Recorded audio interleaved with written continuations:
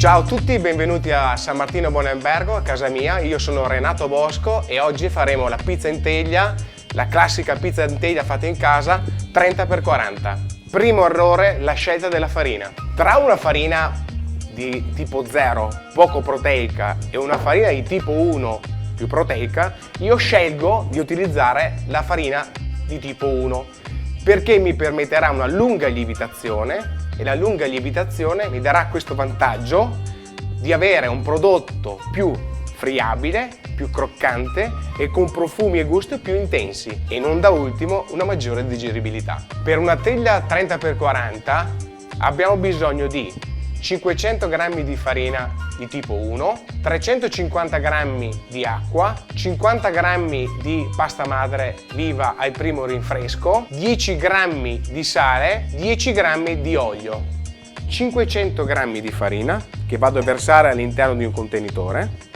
Devo aggiungere l'acqua. Ecco, qui potrebbe scattare il secondo errore. Come vedete non l'aggiungo tutta. 50 g di pasta madre viva e qui inizio a mescolare. Aggiungo ancora un po' d'acqua, il sale e continuo a mescolare. Questo è fondamentale, arrivare all'obiettivo del nostro impasto che sia omogeneo, lentamente, aggiungendo l'acqua lentamente. Olio, un'altra parte d'acqua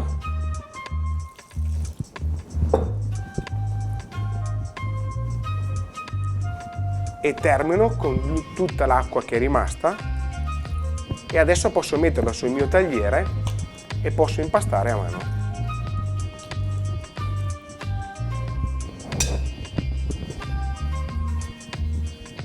Manipoleremo il nostro impasto per un tempo che ci serve per farlo diventare liscio e omogeneo e poi passeremo alla lievitazione.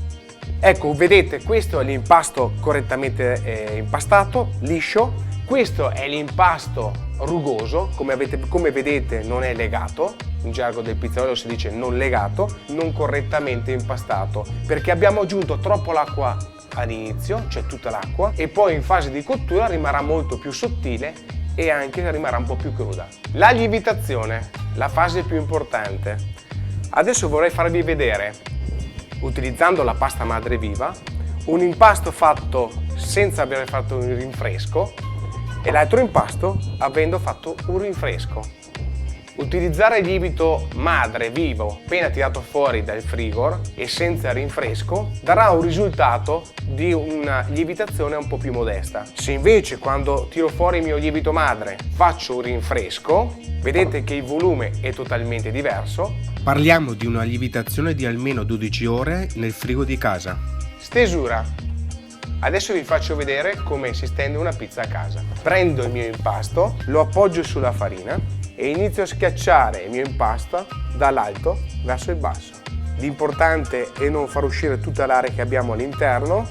Portata a misura, adesso la metto nella mia teglia, precedentemente unta, con un po' di olio, lo stendiamo bene così è più uniforme. Prendiamo il nostro impasto, lo solleviamo, tiriamo via tutta la farina, l'appoggiamo direttamente sulla nostra teglia, cercando di distribuire l'impasto su tutta la superficie. Aggiungiamo ancora un goccio d'olio.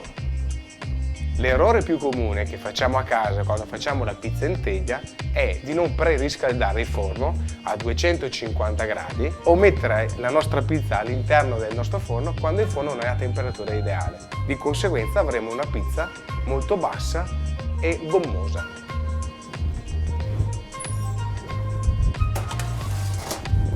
Eccoci qua, passati 15 minuti, tiriamo fuori la nostra pizza. La temperatura del forno era 250 gradi. Come vedete non ha sviluppato tantissimo, il colore è abbastanza omogeneo, però è rimasta molto bassa. Abbiamo tolto la nostra pizza dalla teglia, adesso vi faccio vedere l'errore. La pizza rimane molto morbida, al taglio troveremo delle parti crude. Come vedete è rimasta compatta e in alcuni casi rimane anche cruda. Prendiamo la nostra pizza, Qui abbiamo preriscaldato il forno, di conseguenza vedete che il volume è diverso e adesso vi faccio vedere la parte interna.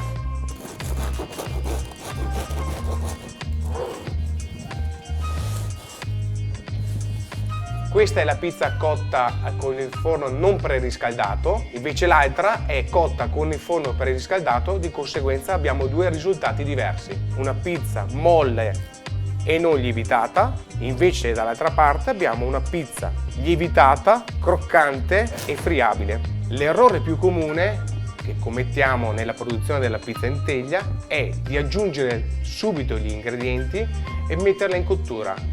Questo è un errore che implica un sviluppo del prodotto, invece se noi cuociamo la base avremo una base più voluminosa che poi quando andiamo ad aggiungere gli ingredienti sopra saranno più freschi e più belli da vedere. Io aggiungo il pomodoro e vado a cuocere la mia base solo ed esclusivamente con il pomodoro, senza aggiungere altri ingredienti. E vado in cottura della base per 10 minuti. Trascorsi i 10 minuti la nostra pizza è pronta. Come vedete la base è bella alta, croccante. Adesso andiamo a farcirla. Il vantaggio di aver fatto questa cottura ci permetterà di mettere gli ingredienti a crudo, di conseguenza di rispettare tutti quelli che sono gli aspetti organolettici e del gusto dei profumi dei prodotti che mettiamo. La mozzarella rimarrà molto integra, il prosciutto cotto non prenderà troppa temperatura. Prendiamo i nostri funghi che abbiamo spadellato ed andiamo ad aggiungerli sulla nostra pizza. Adesso inforniamo la nostra pizza, il forno è sempre a 250 gradi, per 2-3 minuti, il tempo che la mozzarella si sciolga.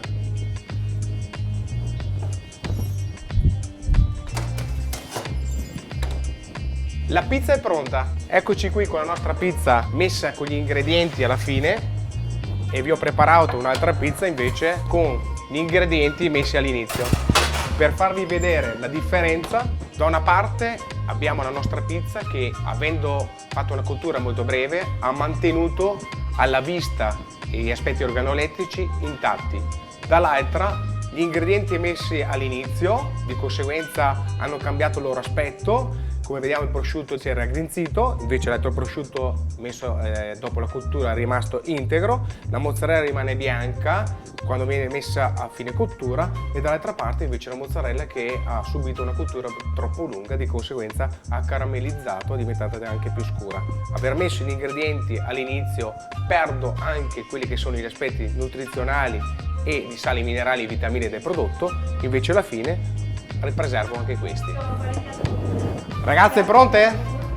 Ecco la pizza ragazze pronte, finalmente siamo riusciti. Ok?